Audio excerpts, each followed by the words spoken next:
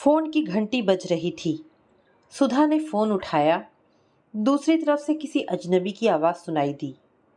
क्या आप डॉक्टर अजय त्रिपाठी के घर से बोल रही हैं? हाँ, आप कौन? आप मुझे नहीं जानती। मेरा नाम विकास है।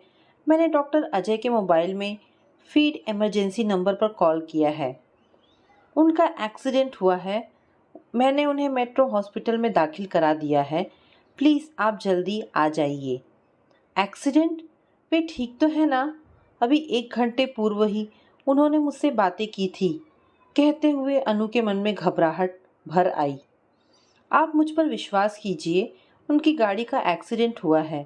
मैंने वहां उपस्थित कुछ आदमियों की सहायता से उन्हें गाड़ी से निकाला तथा तुरंत ही उन्हें अपनी गाड़ी से हॉस्पिटल लेकर आया। उन्हें इमरजेंसी में दाखिल करवाकर आपको फ़ोन कर रहा हूँ। वह ठीक तो है ना? अनु ने पूछा। धैर्य रखिए, वह ठीक है। बस आप जल्दी आ जाइए। अभी आती हूँ। मेरे आने तक उनका ख्याल रखिएगा। कहते हुए उसके स्वर में गिड़गिड़ाहट आ गई थी। जी अवश्य, कहकर उसने फ़ोन काट दिया। मन कह रहा था कि यह सब झूठ है, पर कोई इस तरह की गलत सूचना क्यों देगा? किसी अनहोनी की आशंका से भयभीत उसका मन रोने रोने को हो गया था। मन ही मन बुदबुदा उठी। मेरे साथ ही सदा ऐसा क्यों होता आया है? जीवन में अभी तक हुए हादसे क्या कम थे कि अचानक एक और हादसा? हे ईश्वर, मेरे अजय के जीवन की रक्षा करना। मन ही मन प्रार्थना करते हुए अनु ने पर्स में पैसे रखे तथा दरवाज़ा बंद करके बाहर निकली ही थी कि ऊपर बालकनी में बैठी लक्ष्मी जी ने पूछा, अकेले कहाँ जा रही हो अनु? क्या अभी तक अजय नहीं आए? लक्ष्मी जी की आवाज़ ने उसे सदमे से उबारा था। उसका उत्तर सुनकर वे बोली, रुको अनु, इतनी रात ऐसे अकेले जाना उचित नहीं है। हम दोनों भी तुम्हारे साथ चलते हैं। लक्ष्मी जी की बातों से टूटे मन को आस बंधी। लगा इस शहर में वह अकेली नहीं है, वरना अजय के अलावा भी कोई है जिन पर वह विश्वास कर सकती है। वास्तव में वह उसके लिए ममतामयी माँ जैसी ही थी। वह उसकी मकान मालकिन है। बच्चों के बाहर सेटल हो जाने के कारण उन्होंने मकान का एक हिस्सा किराए पर उठा रखा है। उन्होंने उसे कभी अकेलेपन का एहसास नहीं होने दिया। इसके पूर्व भी 1-2 बार अजय के हॉस्पिटल से लौटने में देरी होने पर उन्होंने उसके मन में बैठे अज्ञात भय से निजात दिलाई थी। आज भी उसकी मनस्थिति समझकर वह तुरंत उसके साथ चलने को तैयार हो गई। मनोहर जी ने अपनी गाड़ी निकाल ली। गाड़ी वह स्वयं चला रहे थे। वह लक्ष्मी जी के साथ पीछे बैठी थी। वह बार बार उसके कंधे पर हाथ फेरकर उसे धीरज बंधा रही थी। ना जाने कैसा होगा अजय, ना जाने उसे कितनी चोटें आई होंगी। बार बार मन में विचारों का सैलाब आकर उसे मथने लगा। आज तक जो कुछ उसके साथ घटता रहा है वह सिर्फ हादसे थे या वास्तव में ही वह मनहूस है, जैसा कि उसे बार बार सुनने को मिलता रहा है। एक एक पल पहाड़ जैसा लग रहा था। गाड़ी की रफ्तार के साथ ही अचानक उसका अतीत बंद खिड़की की दरार से अड़ियल बच्चे की तरह दस्तक देने लगा। पैदा होते ही उसकी माँ चल बसी थी। इसी के साथ उस पर मनहूस होने का ठप्पा लग गया था। पापा माँ को बहुत प्यार करते थे, अतः वह उनकी जुदाई नहीं सह पाए। उन्होंने माँ की मौत का जिम्मेदार उसे ठहराया तथा कभी उसका मुंह न देखने का फैसला सुना दिया। दादा दादी ने उन्हें बहुत समझाया, पर वह अपने फैसले पर अडिग रहे तथा देश छोड़कर विदेश में जा बसे। उन्होंने कभी उसकी खोज खबर लेने की भी कोशिश नहीं की। उसे दादा दादी की गोद मिली जब वह 9 वर्ष की थी। तब वे दोनों एक दुर्घटना के शिकार हो गए, किंतु वह बच गई। उससे उसका आश्रय स्थल भी छिन गया था, पर वह दुनिया के कटु सत्यों को झेलने के लिए बची रह गई। पापा उस समय आए थे, नाना नानी थे नहीं। उसकी एकमात्र मौसी सुधा ने जब पापा से इस विषय में बात की तो उन्होंने उसकी जिम्मेदारी लेने से साफ मना करते हुए कहा, इस मनहूस के लिए उनके घर में कोई जगह नहीं है। अब तुम चाहे इसे अपने पास रखो या अनाथ आश्रम में डाल दो।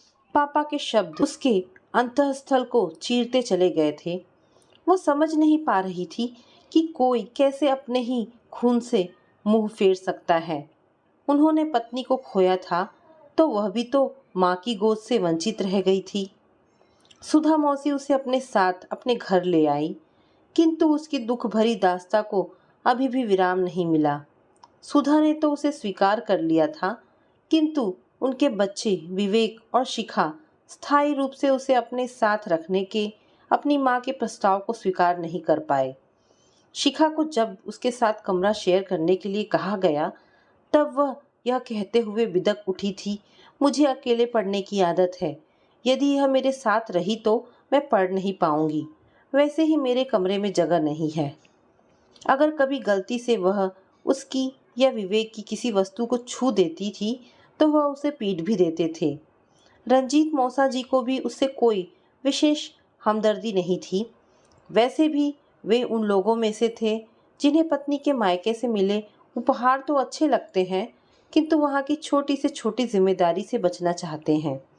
और फिर उसकी जिम्मेदारी मात्र कुछ दिनों की ही नहीं थी, वरना जिंदगी भर की थी, जिससे निभाना सहज नहीं था। अतः वह भी सुधा से नाराज थे। उसने एक बार मौसा जी को मौसी से कहते सुना था, जब इसके पिता ने ही इसकी जिम्मेदारी उठाने से मना कर दिया, तब तुम्हें ही क्या पड़ी थी इसका बोझ उठाने की। हम कोई धन्ना सेठ तो है नहीं।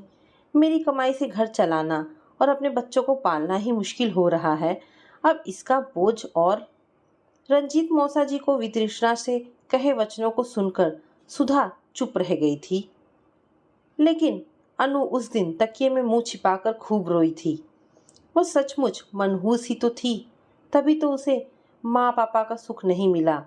माँ तो नहीं रही, पर पापा ने जीवित रहते हुए भी उसे मरा समझ लिया था।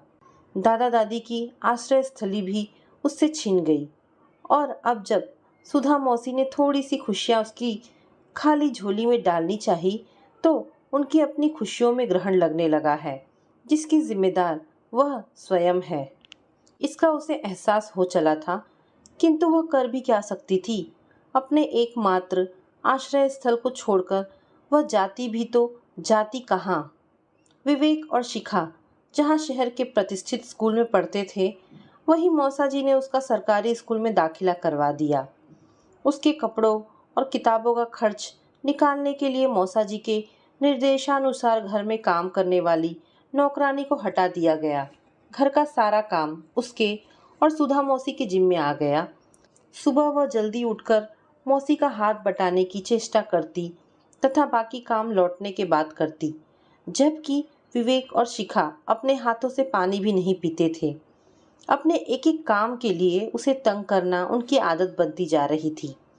मौसी की आंखों में उसने अपने लिए दर्द महसूस किया था, लेकिन वह भी अपने पति और बच्चों के सम्मुख विवश थी।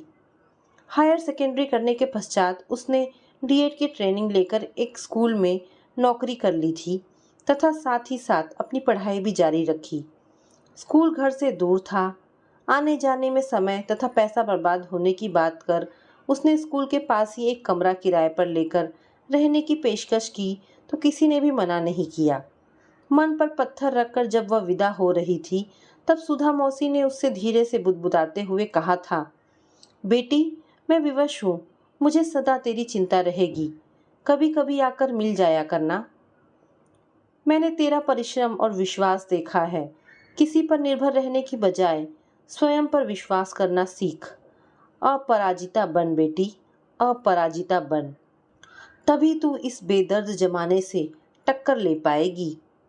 मौसी की बात सुनकर उसकी आंखों में आंसू भर आए थे। यह सच है कि मौसी के अतिरिक्त किसी ने उसे इस घर में कभी अपना नहीं समझा है, किंतु उसका तो यही घर है, चाहे जैसा भी है।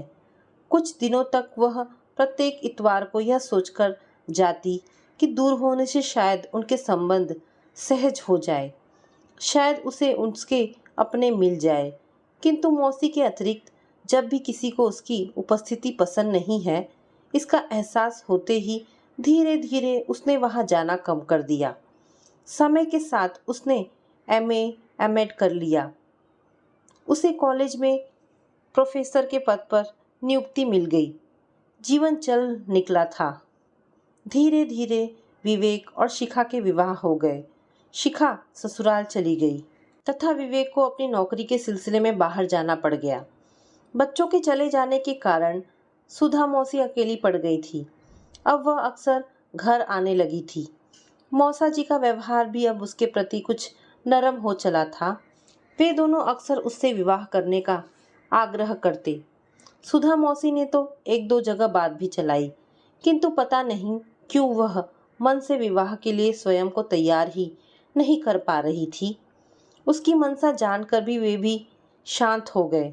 सच तो यह था कि उसने स्वयं को अपनी दिनचर्या में इतना व्यस्त कर लिया था कि उसके पास इन सब बातों को सोचने और समझने के लिए समय ही नहीं था। इसी बीच मौसा जी का देहांत हो गया। विवेक और शिखा आए तथा कुछ दिन रहकर चले गए। सुधा मौसी अकेली रह गई थी। एक दिन वह उनसे मिलने गई तो वह बोली, बेटी, अकेला घर काटने को दौड़ता है, अब तू यहीं आ जा। उनका मन रखने के लिए वह उस घर में, उस आंचल की छांव में पुनः लौट आई थी, जिसे उसे मजबूरी में छोड़कर जाना पड़ा था। उसके लौटकर आने से सुधा मौसी संभलने लगी तथा उनके स्वास्थ्य में भी सुधार होने लगा। सच तो यह है कि घर में सब कुछ हो लेकिन सुकून ना हो तो अच्छा भला आदमी भी अस्वस्थ हो जाता है। फिर सुधा तो पति की मृत्यु के पश्चात न केवल शारीरिक तथा मानसिक रूप से टूट चुकी थी, बल्कि अकेलेपन की त्रासदी भी भोग रही थी। जैसे ही विवेक और शिखा को उसके लौटने का पता चला, वे दोनों परिवार सहित आए तथा उसे और मौसी को खूब खरी खोटी सुनाने लगे। उनके मन में यह डर समा गया था कि यदि वह यहाँ रही तो माँ से मकान और जायदाद कहीं अपने नाम ना करा ले। सुधा मौसी ने उनके आशय को समझकर उत्तर दिया था, तुम दोनों का डर व्यर्थ है। अरे, इसने तो सदा तुम्हारा जूठा खाया है, तुम्हारी उतरन पहनी है, तब भी इसने कभी कोई विरोध नहीं किया, तुम्हारी किसी वस्तु पर अपना हक नहीं जमाया। तो अब जब इसने अपना मार्ग स्वयं अपनी मेहनत के बल पर तलाश कर लिया है तथा उस पर दृढ़ कदमों से चल रही है, तब तुम्हारे इस टूटे फूटे घर पर अपनी नज़र क्यों डालेगी? वैसे भी बेटा, जिनके पैर बालू पर जमे रहते हैं, उन्हें ही अपने पैर के नीचे से बालू खिसकने का डर रहता है। मैं तुम्हें यह भी बताना अपना कर्तव्य समझती हूँ कि अनु यहाँ स्वयं रहने नहीं आई है, इसे मैंने बुलाया है। वैसे मुझे तुम लोगों से ऐसी उम्मीद नहीं थी। तुम्हारे इस क्रूर व्यवहार से मेरे दिल को बहुत ठेस लगी है। तुम लोगों ने तो एक बार भी नहीं कहा, माँ हमारे साथ चलो, यहाँ अकेले कैसे रहोगी? शायद तुम दोनों को अपनी आज़ादी ज़्यादा प्यारी है। आज तुम्हारा व्यवहार देखकर मुझे यह कहने में जरा भी संकोच नहीं है कि मैं तुम लोगों की बजाय इसे अपने ज़्यादा नज़दीक पाती हूँ। तुम तो मेरी अपनी औलाद हो, फिर भी तुमने कभी मेरे मन को समझने का प्रयत्न नहीं किया। यह तुम्हारी अपनी मौसी की लड़की है, क्या तुम इससे प्यार के दो मीठे बोल नहीं दे सकते थे? मेरे निर्णय का मान नहीं रख सकते थे? तुमने सदा पाना ही चाहा लेकिन देना नहीं। अहंकार के वशीभूत तुम यह भी भूल गए कि प्यार एक तरफा नहीं होता। मैंने तुम्हारे प्रति अपनी जिम्मेदारी निभा दी। अब अगर मैं अपनी इस बेटी के प्रति अपनी जिम्मेदारी निभाना चाहती हूँ तो तुम्हें ऐतराज क्यों है? आत्मविश्वास भरे सुधा मौसी के स्वर सुनकर वह तो क्या, विवेक और शिखा भी अवाक रह गए थे। सुधा मौसी ने उस समय तो उन्हें चुप करा दिया था, लेकिन उनके मन में छाई नफरत की तपन को उसने महसूस किया था। वह तो कब की उनकी जिंदगी से निकल जाती, किंतु सुधा मौसी का प्यार ही सदा उसके पैरों में बेड़ी पहना देता था। उसे समझ में नहीं आता था कि विवेक और शिखा उससे इतनी नफरत क्यों करते हैं। उनके प्यार की एक नज़र पाने के लिए वह बचपन में उनके कपड़े प्रेस किया करती थी, जूते पॉलिश करती, यहाँ तक कि उनका छोटे से छोटा काम हंसते हंसते करने का प्रयास करती। लेकिन इसके बावजूद भी वे उससे सीधे मुंह बात नहीं करते। उसे आज भी याद है, एक बार दीपावली पर सुधा मौसी विवेक और शिखा के लिए कपड़े लेने गई तो उसके लिए भी एक ड्रेस खरीद लाई। उसकी ड्रेस को देखकर पूरे घर में जो हंगामा मचा, उसे देखकर वह तो क्या, सुधा मौसी स्वयं स्तब्ध रह गई थी। उसके पश्चात उसे सदा शिखा की उतरन ही पहनने को मिलती रहती थी। यदि कहीं कुछ छोटा बड़ा होता तो सुधा मौसी उसे काट छाट कर उसके पहनने लायक बना देती थी। समय तो गुजर गया था, किंतु खट्टी मीठी यादें उसके जहन में चुभकर जब तब लहूलुहान कर ही जाती थी। इस समय भी उनकी बातें सुनकर उसने जाना चाहा था, किंतु मौसी के प्यार ने उसे रोक लिया था। यह सच है कि मौसी के प्यार ने ही उसका खोया आत्मविश्वास लौटाया था, किंतु यह भी उतना ही सच है कि उसकी उपस्थिति ने उनके हंसते खेलते परिवार में ग्रहण लगा दिया था। इस अपराध बोध से वह कभी मुक्त नहीं हो पाई थी। यही कारण था कि वह अनजाने ही अंतर्मुखी होती चली गई। एक दिन वह कॉलेज से लौटी ही थी कि घंटी बजी। दरवाज़ा खोला तो सामने एक युवक खड़ा था। पता नहीं उसमें ऐसा क्या था कि वह उसे देखती ही रह गई। इतनी देर में सुधा मौसी भी कमरे से बाहर निकल आई तथा पूछ बैठी, कौन है अनु? अरे बेटा तुम, आओ आओ। अनु, यह अजय है, पिछले हफ्ते ही यहाँ आया है, सामने वाले फ्लैट में रहता है। यह मेरी बचपन की सहेली साधना का लड़का है, सरकारी हॉस्पिटल में डॉक्टर है, हाल में ही यहाँ पोस्टिंग हुई है। सुधा ने उसे देखकर अंदर बिठाते हुए उससे उसका परिचय करवाया था। अजय के व्यक्तित्व में ना जाने ऐसा क्या था कि वह अनायास ही उसकी ओर आकृष्ट होती चली गई। उसकी एक ही नज़र ने उसके अंदर की स्त्री को जीवित कर दिया था। उसकी एक झलक पाने के लिए वह घंटों बालकनी में दूसरे दिन का लेक्चर तैयार करने के बहाने बैठी रहती। साज श्रृंगार से उसे सदा नफरत थी। उसका मानना था कि दूसरों को आकर्षित करने के लिए लोग व्यर्थ ही इतनी लीपापोती करते हैं, किंतु इधर कुछ दिनों से उसमें तथा उसके विचारों में परिवर्तन आ गया था।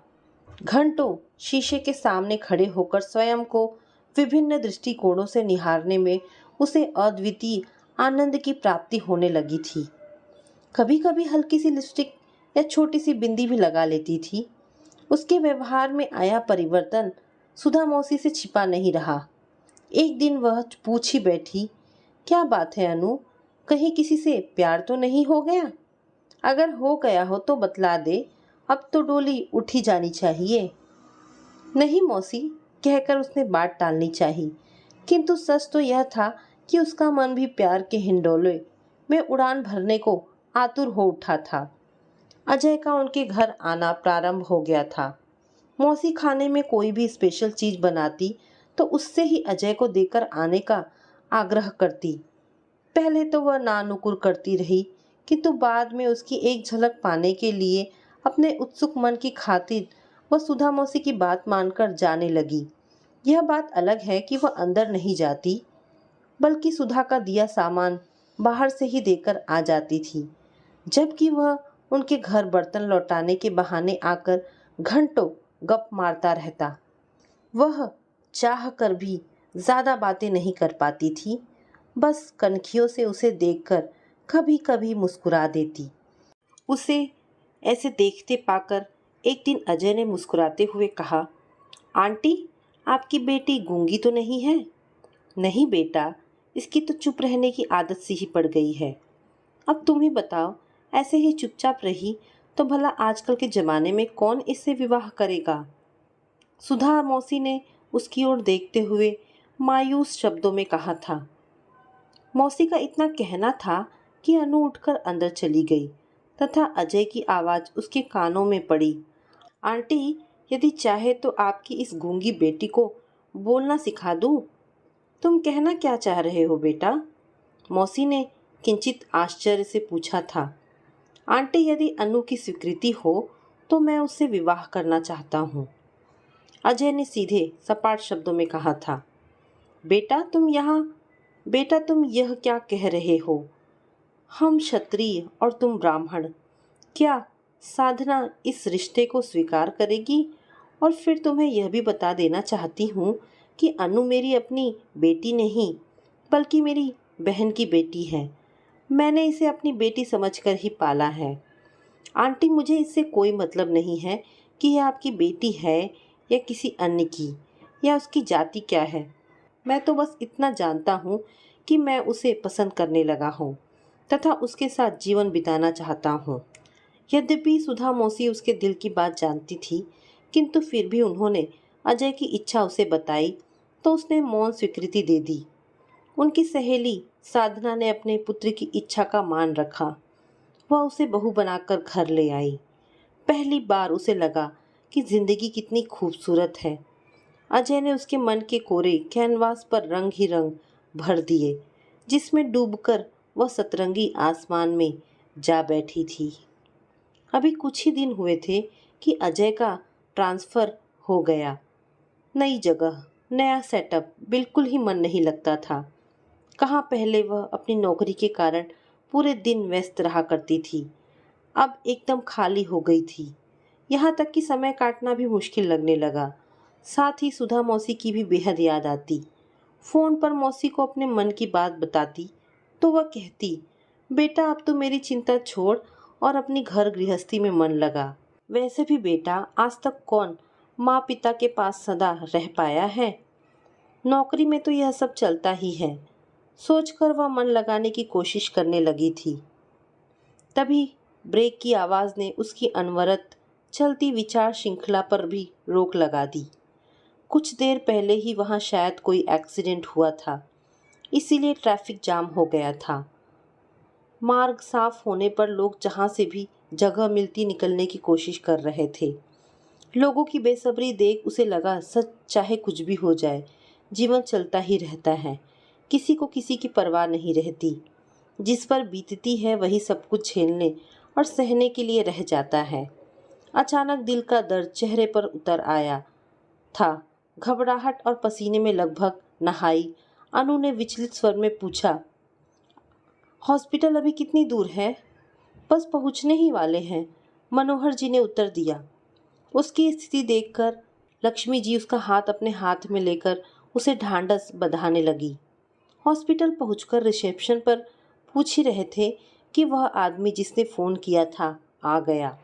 उसने बताया कि डॉक्टर अजय अभी ऑपरेशन थिएटर में हैं।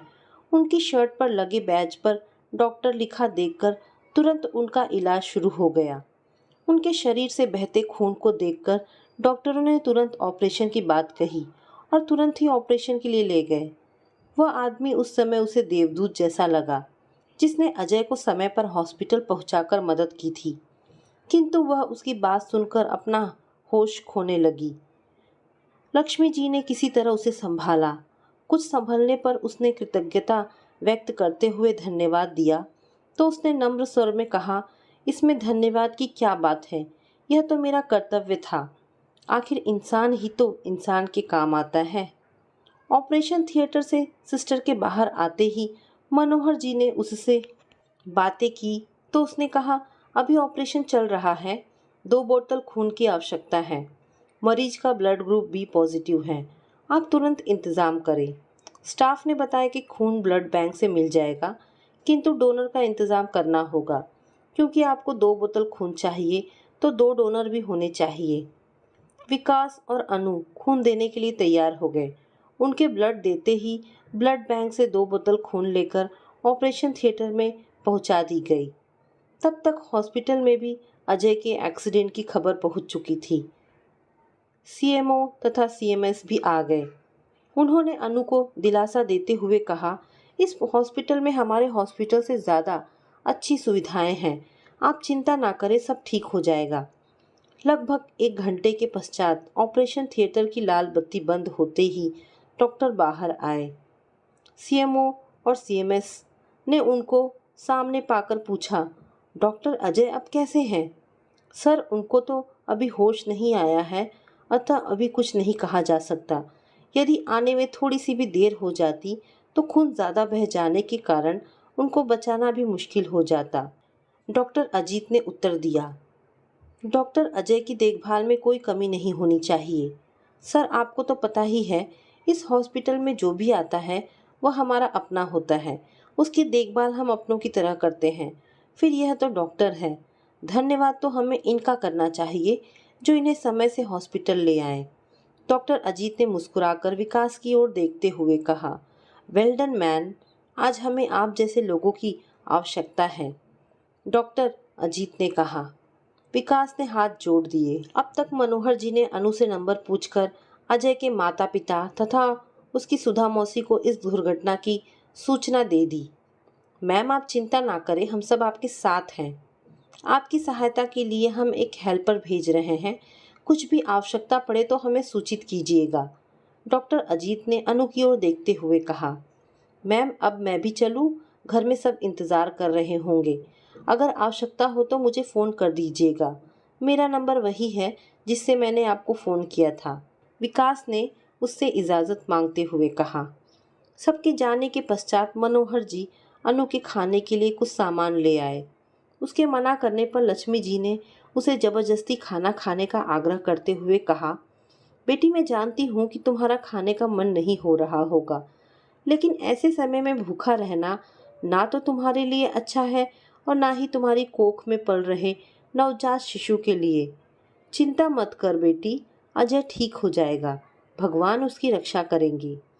अब तक अजय को आईसीयू में शिफ्ट कर दिया गया था।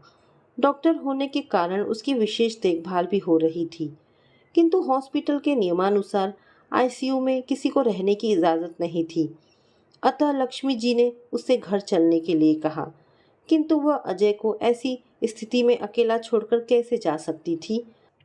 अंततः वे दोनों उससे यह कहकर चले गए कि अगर कुछ भी आवश्यकता हो तो हमें फ़ोन कर देना, हम तुरंत आ जाएंगे। डॉक्टर के परमिशन से वह अजय को आईसीयू में देखने गई। अजय को नलियों से जकड़ा देखकर चिंता से नसों में तनाव होने लगा था। सासू माँ के शब्द याद आए, बहू, अपनी धरोहर तुझे सौंप रही हूँ। आशा है अपनी जान से ज़्यादा तू इसकी परवाह करेगी। किंतु वह अपना वचन कहाँ पूरा कर पाई। अजय के पूरे शरीर को पट्टियों में जकड़ा देखकर आंखों से आंसू रुकने का नाम ही नहीं ले रहे थे, किंतु कोई पोंछने वाला नहीं था।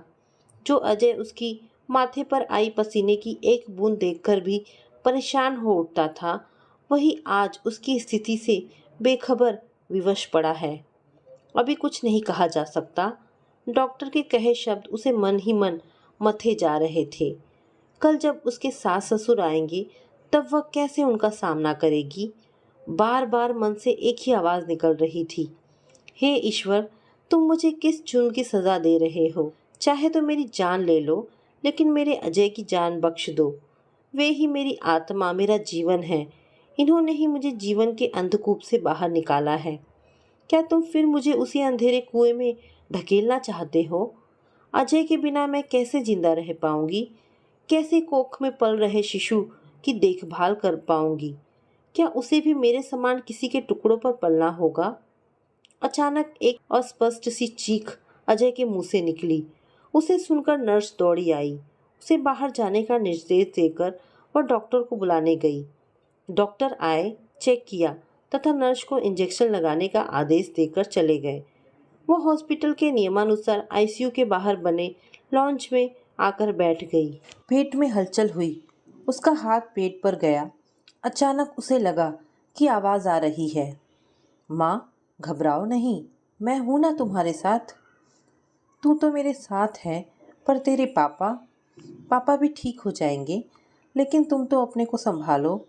तुम रोगी तो मैं भी रोने लगूंगा। अभी उसका अपनी कोख में पल रहे शिशु से वार्तालाप चल ही रहा था कि उसके सास ससुर सुधा मौसी को साथ लेते हुए आ गए। उनको देखते ही वह बिलक बिलक कर रो पड़ी। सुधा आंखों में आंसू लिए उसके कंधों को सहला रही थी। उसकी सासू माँ ने उसे दिलासा देते हुए कहा, रो मत बेटी, हिम्मत रख। यह हम सब की परीक्षा की घड़ी है। कल ही मनीष आया है, वह सब संभाल लेगा। सासू माँ के शब्द सुनकर कुछ हिम्मत बंधी, क्योंकि मनीष अजय का मित्र ही नहीं, एक कुशल सर्जन भी है। उन दोनों ने साथ साथ एमबीबीएस किया था। मनीष एमएस करने के लिए फॉरेन चला गया था, जबकि अजय ने सरकारी नौकरी ज्वाइन कर ली थी। यद्यपि वह मनीष से मिली नहीं थी, उसने व्हाट्सएप वीडियो कॉल के द्वारा ही बात हुई थी, लेकिन उसने अजय से उसके बारे में जितना सुना और जाना था, उससे उसे कभी महसूस ही नहीं हुआ कि वह अजनबी है। मनीष को उनके विवाह में सम्मिलित न हो पाने का बेहद दुख था। बार बार यही कहता था, यार विवाह तो तूने मेरे बिना कर लिया, लेकिन एक ग्रैंड पार्टी लिए बिना छोड़ूंगा नहीं। अब लौटा भी तो पहली खबर उसे भाई समान मित्र के एक्सीडेंट की ही मिली। उसी पल वह बिना रुके चल पड़ा। आते ही वह डॉक्टर से बात करने चला गया। जब मनीष ने डॉक्टर से मिलकर अजय के सफल ऑपरेशन के बारे में बताया तो अनु की तनाव से खिंची नसों को थोड़ा विश्राम मिला, दिल को थोड़ा सुकून मिला। तब सासू माँ के आग्रह पर घर चली गई। उस रात उसे ऐसी नींद आई जैसे कि वह वर्षों से सोई नहीं है। वैसे भी जब अपनों का साथ हो तो इंसान कठिन से कठिन विपदाओं को भी हंसते हंसते झेल लेता है। कुछ ही घंटों में इस शाश्वत सत्य से उसका परिचय हो गया था। 15 दिन बाद अजय को हॉस्पिटल से छुट्टी मिल गई। सबने चैन की सांस ली। अजय को आराम की आवश्यकता थी, अतः माँ पापा द्वारा यह निर्णय लिया गया कि यहाँ रहने से तो अच्छा है कि अजय को दिल्ली अपने घर ले चले। वहाँ भी एक बार उसका पूरा चेकअप करा लिया जाए। कुछ अन्य टेस्ट जिनकी इस हॉस्पिटल में सुविधा नहीं है, मनीष के अनुसार करवाने आवश्यक थे, क्योंकि सफल ऑपरेशन के बावजूद अजय के सिर का दर्द समाप्त नहीं हो रहा था। दिल्ली पहुंचने ही वाले थे कि जिस गाड़ी से वे जा रहे थे उस गाड़ी का ब्रेक अचानक फेल हो जाने के कारण गाड़ी सड़क के किनारे लगे पेड़ से जा टकराई। सभी को थोड़ी बहुत चोटें आई, लेकिन पीछे की सीट पर लेटे अजय का सिर आगे की सीट से इतनी जोर से टकराया जिससे कि उसके सिर से बेतहाशा खून बहने लगा। शायद घाव पूरी तरह भरा नहीं था। मनीष अपनी चोट की परवाह किए बिना अजय के सिर से बहते खून को रोकने का प्रयत्न करने लगा। अजय की हालत देखकर एक भले मानुस से लिफ्ट तुरंत मिल गई थी, किंतु फिर भी हॉस्पिटल पहुंचते पहुंचते उसकी हालत काफ़ी नाजुक हो गई थी। उधर अजय की हालत देखकर घबराई अनु के पेट में हलचल शुरू हो गई। उसे भी आपात कक्ष में तुरंत भर्ती करवाना पड़ा। अनु की नाजुक स्थिति देखकर ऑपरेशन द्वारा आपात डिलीवरी करवाने का डॉक्टर ने निर्णय लिया। जिस समय अनु ऑपरेशन थिएटर में एक नए जीवन को देने का प्रयास कर रही थी, ठीक उसी समय अजय के जीवन की डोर टूट गई। जीवन मरण पर किसी का जोर नहीं है। जिसे जाना होता है उस पर चाहे लाख पहरे लगा दो, वह चला ही जाता है और आने वाला लाख पहरे तोड़कर आ ही जाता है। अगर इंसान की इच्छानुसार ही सब होता जाए तो संसार से दुखों का नामो निशान ही मिट ना जाए। सच, इंसान सोचता कुछ है और होता कुछ और है। शायद यही जीवन का शाश्वत सत्य है। अनु की नाजुक हालत को देखकर अजय की मृत्यु की खबर को उससे छिपाने का उसके घर वालों ने काफ़ी प्रयास किया, किंतु कब तक उससे इतनी बड़ी बात को छिपा कर रखा जा सकता था। भेद खुलना था, खुल ही गया। उनके चेहरे पर छाई उदासी न चाहते हुए भी सब कह गई। वह जीते जी ही मर गई। उसका न खाने का मन करता और ना ही किसी से बात करने का। बस टकटकी लगाए अपनी बेटी को देखती रहती। क्या यह भी उसी की तरह मनहूस है जो पैदा होते ही पिता को खा गई, या उसकी अपनी मनहूसियत ने उसे एक बार फिर अकेला कर दिया। मन कहता कि जो हो गया सो हो गया, अन्य घटनाओं की तरह इस घटना को भी एक हादसा समझकर भूल जाए और नए सिरे से अपनी ज़िंदगी प्रारंभ करे। लेकिन क्या ऐसा संभव हो पाएगा? क्या उसकी बच्ची को भी उसी के जैसा ही जीवन जीना पड़ेगा? कभी माँ समान सासू जी, कभी पिता समान ससुर जी, तो कभी मौसी आकर उसके मन के सूनेपन को अपनी हल्की फुल्की बातों से भरने का प्रयास करते। लेकिन उसकी हंसी तो अजय के साथ ही चली गई थी। उसकी यादें उसे न चैन से जीने दे रही थी और न ही मासूम की मासूमियत उसे मरने दे रही थी। कभी सोचती ऐसे जीवन से तो मरना ही श्रेष्ठकर है, किंतु अब वह अकेली तो नहीं है। उसके पास तो अजय का अंश है जिसके लिए उसे जीना ही है। बार बार वह यह वाक्य मन ही मन दोहराती, लेकिन क्षण भर में ही उसके स्वयं से किए प्रण उसे धोखा दे जाते और वह एक अंधी खाई में डूबने उतरने लगती। आज उसे हॉस्पिटल से छुट्टी मिलने वाली है। अब वह कहाँ जाएगी? क्या ससुराल वाले उसे अपने साथ ले जाएंगे या वह मौसी के पास मौसी के साथ चली जाए। अभी सोच ही रही थी कि सासू माँ तथा पिता समान ससुर जी उसे डिस्चार्ज करवाने की सारी फॉर्मेलिटी पूरी कर उसे लेने उसके पास आए। उनकी आंखों में छिपे दर्द को पहचान कर वह चुपचाप उनके साथ चली आई। उसके पास कुछ दिन रहने के पश्चात जब सुधा मौसी जाने लगी तो वह पहली बार फूट फूट कर रोने लगी। अपने मन की बात उनके सामने रखने पर वह बोली, बेटी, तू पढ़ी लिखी होकर भी ऐसा सोचती है? कोई इंसान मनहूस कैसे हो सकता है? अगर ऐसा होता तो तेरी गोद में हंसती खिलती बच्ची ना होती। सुख दुख के पल हर इंसान के जीवन में आते हैं। हाँ, यह अवश्य है कि किसी के जीवन में हादसे कुछ ज़्यादा ही होते हैं, लेकिन हर हादसे के बाद एक नया जीवन प्रारंभ होता है। यह भी एक अटल सत्य है। हिम्मत रख मेरी बच्ची।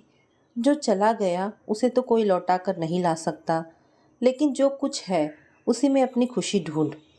खुशनसीब है तू कि तुझे इतनी प्यार करने वाला ससुराल मिली है। सब कुछ ठीक हो जाएगा मेरी बच्ची। कहते हुए सुधा मौसी की आंखों से अश्रुधारा बह निकली। सुधा मौसी की आंखों से बहते आंसुओं को देखकर वह समझ नहीं पा रही थी कि वह उसे दिलासा दे रही हैं या स्वयं को। समय के कालचक्र को कौन रोक पाया है? वह तो अनवरत गति से चलता रहता है। दिन रात उसके जीवन में भी आज जा रहे थे, लेकिन ना तो दिन का उजाला उसके जीवन को रोशन कर पा रहा था और ना ही रात का अंधेरा उसके जीवन के अंधेरे को ढक पा रहा था। जी तो वह रही थी, लेकिन जीने की सारी आकांक्षाएं समाप्त हो गई थी। संतोष था तो सिर्फ इतना कि उसकी बच्ची को दादा दादी का प्यार मिल रहा था। कभी कभी मनीष आकर अपने कहकहों से उसके मन के सूनेपन को भरने का प्रयास करता। उसी ने बच्ची का नाम जिया रखा था। अजय की जिया। प्यार से सब उसे जिया बुलाने लगे। चाहे ट्रिपल एंटीजन का टीका लगवाना हो या पोलियो ड्रॉप पिलवानी हो, माँ जी उसे ही उसके साथ भेजती और वह भी खुशी खुशी उसके साथ चला जाता था। उसे आश्चर्य होता जब वह अजय के समान ही आइसक्रीम की दुकान पर गाड़ी खड़ा करके आइसक्रीम खाने की जिद करने लगता, या कभी हल्के रंग साड़ी पहन लेती तो कहता, और कोई रंग नहीं मिला पहनने के लिए? क्या बुड्ढों जैसी पसंद है तुम्हारी?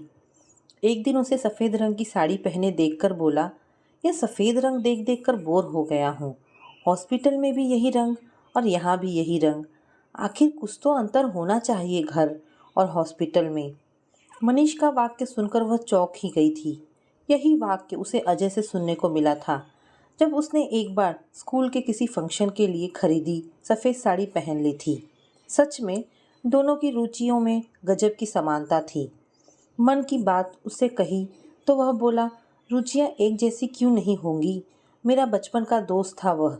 शायद आप नहीं जानती कि हमने कक्षा 1 से मेडिकल की पढ़ाई साथ साथ की थी। MS करने में बाहर क्या गया कि वह मुझे सदा के लिए छोड़कर ही चला गया। कहते हुए उसकी आंखों में नमी तिराई थी। एक दिन वह जिया को सुलाकर लेटी ही थी कि माँ जी उसके कमरे में आई तथा बोली, बेटी, मैं तुझसे कुछ कहना चाहती हूँ। प्रश्नवाचक मुद्रा में उसे अपनी ओर देखते देखकर वह पुनः बोली, बेटी, यह सच है कि अजय जहाँ हमारा बेटा था वहाँ तेरा पति भी था। उसके जाने से जहाँ हम दुखी हैं उससे भी ज़्यादा तेरी तरफ से चिंतित भी हैं। बेटी, स्त्री के लिए पति का, जीवन साथी का क्या महत्व है, यह एक स्त्री से अधिक कोई नहीं समझ सकता है। एक स्त्री का सारा साज श्रृंगार, खुशियाँ पति के साहचर्य में ही निहित होती है। पहले तू हमारी बहू थी, लेकिन अब हमारी बेटी है। भला कोई भी माता पिता अपनी बेटी को ऐसे घुट घुट कर जीते हुए देखकर सुख से कैसे रह सकते हैं? बेटी, मैं तुझ पर कोई दबाव नहीं डाल रही हूँ, सिर्फ एक प्रस्ताव रख रही हूँ। यह तेरे ऊपर निर्भर है कि तू इसे माने या ना माने। एक गहरी दृष्टि उस पर डालकर वह पुनः बोली, बेटी, बच्चे को माँ के प्यार के साथ साथ पिता के प्यार की भी, संरक्षण की भी आवश्यकता होती है। तभी उसका सर्वांगीण विकास संभव हो पाता है। तुझे बुरा ना लगे तो एक बात पूछूं? आप मुझे बेटी भी कह रही हैं और आज्ञा भी ले रही हैं। आप माँ हैं, आप जो चाहे पूछ सकती हैं, अनु ने कहा। बेटी, मनीष तुझे कैसा लगता है? अगर तेरी सहमति हो तो मैं मनीष से बातें करके देखूं। माँ जी, आप यह क्या कह रही हैं? मैंने तो यह कभी सोचा ही नहीं। अजय का स्थान मैं किसी और को कैसे दे सकती हूँ? मैं अजय की यादों के सहारे अपनी ज़िंदगी काट लूँगी, पर दूसरे विवाह की बात तो मैं स्वप्न में भी नहीं सोच सकती। और फिर क्या आप स्वयं जिया के बिना रह पाएंगी? अनु माँ जी के अप्रत्याशित प्रस्ताव को सुनकर आश्चर्यचकित स्वर में बोली। यह सच है कि जिया के बिना रह पाना हमारे लिए संभव नहीं होगा, लेकिन क्या हम अपने स्वार्थ के लिए तुम्हारे दरवाजे पर दस्तक लगाती खुशियों को लौट जाने दें? मैं जानती हूँ बेटी, इस तरह का निर्णय लेना आसान नहीं है, अतः जो भी निर्णय लेना सोच समझ कर लेना। साथ ही यह मत भूलना कि जीवन इतना आसान नहीं है, विशेषकर स्त्रियों के लिए। उन्हें जीने के लिए जीवनों में अनेक समझौते करने पड़ते हैं। बेटी, कभी कभी ये समझौते उन्हें स्वयं अपनी इच्छानुसार तो कभी कभी परिस्थितिवश करने पड़ते हैं। आखिर हम तो पके फल की तरह हैं, न जाने कब टपक जाए। मनीष को हम सब अच्छी तरह से जानते हैं। उसकी आंखों में मैंने तेरे लिए, जिया के लिए चाहत देखी है। जिया हमारी पोती ही नहीं, हमारे अजय का अंश भी है। हम नहीं चाहते कि कभी उसे किसी अभाव में जीना पड़े, दर दर की ठोकरें खानी पड़े। वैसे भी बेटी, किसी के जाने से जीवन रुक नहीं जाता, उसे चलना ही पड़ता है। उसके सिर पर प्यार से हाथ फेरते हुए माँ जी ने कहा। आंखों में भर आए आंसुओं को आंचल से पोंछती हुई वह चली गई थी। उनकी बातें सुनकर अनु की आंखों में आंसू भर आए थे। उसने अपनी माँ को तो नहीं देखा था, मौसी से माँ जैसा प्यार अवश्य पाया था, पर सासू माँ से माँ जैसा प्यार मिलना उसके जीवन की महत्वपूर्ण उपलब्धि थी।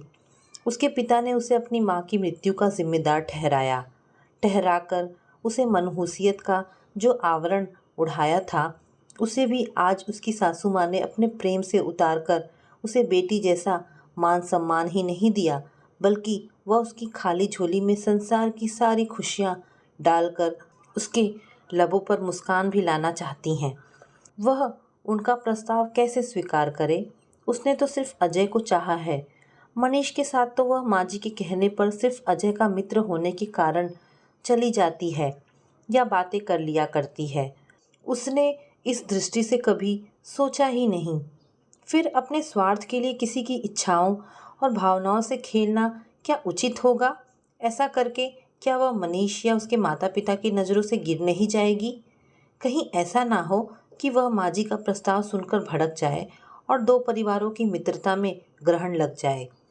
माँ जी को भ्रम हो गया होगा। मनीष भला उसके साथ विवाह क्यों करना चाहेगा? उसके लिए क्या लड़कियों का अकाल पड़ गया है? अगर वह उसके साथ विवाह कर भी लेता है तो क्या पूरी जिंदगी उसे इस एहसास के साथ नहीं बितानी पड़ेगी कि वह उस पर दया कर रहा है? माना आज वह जिया से स्नेह करता है, पर क्या कालांतर में जब उसके स्वयं के बच्चे होंगे तो क्या वह समान व्यवहार कर पाएगा? नहीं नहीं, वह अपने सुख के लिए जिया की ज़िंदगी में जहर नहीं घोलेगी। जैसी ज़िंदगी उसने स्वयं जी है, अपनी बेटी को नहीं जीने देगी। अपनी बेटी को भी किसी की दया पर नहीं बल्कि सम्मान से पालेगी ही नहीं, बल्कि रहना भी सिखाएगी। आज वह अकेली नहीं है, उसके पास सासू माँ और ससुर जी जैसे अपने हैं। क्या अपने स्वार्थ के लिए इस उम्र में उन्हें अकेले छोड़कर जाना उचित होगा? नहीं, कभी नहीं। वह उनका सहारा बनेगी। जब माँ पापा उसे बेटी की तरह चाहते हैं तो वह उनसे उनकी पोती को कैसे दूर कर सकती है? उनका प्यार कैसे छीन सकती है? वह विवाह से पूर्व भी नौकरी किया करती थी। अनुभव और योग्यता उसके पास है। प्रयत्न करेगी तो उसे नौकरी अवश्य मिल जाएगी। इस निर्णय के साथ ही पिछले कुछ महीनों से उसके मन में चलता द्वंद्व थम गया। इसके साथ ही उसे सुधा मौसी के शब्द याद आए। मैंने तेरा परिश्रम और विश्वास देखा है। किसी पर निर्भर रहने की बजाय स्वयं पर विश्वास करना सीख। अपराजिता बन बेटी, अपराजिता बन। तभी तू इस बेदर्द जमाने से टक्कर ले पाएगी। वह अपराजिता बनेगी। अपना निर्णय माँ जी को सुनाने के साथ उसे कार्यान्वित करने के लिए वह सुबह की नव किरण का इंतज़ार करने लगी। तो दोस्तों, ये कहानी यहाँ पर समाप्त होती है। आशा करती हूँ आपको ये कहानी ज़रूर पसंद आई होगी। अगर कहानी पसंद आई है तो प्लीज़ इसे लाइक एंड शेयर करें। धन्यवाद दोस्तों।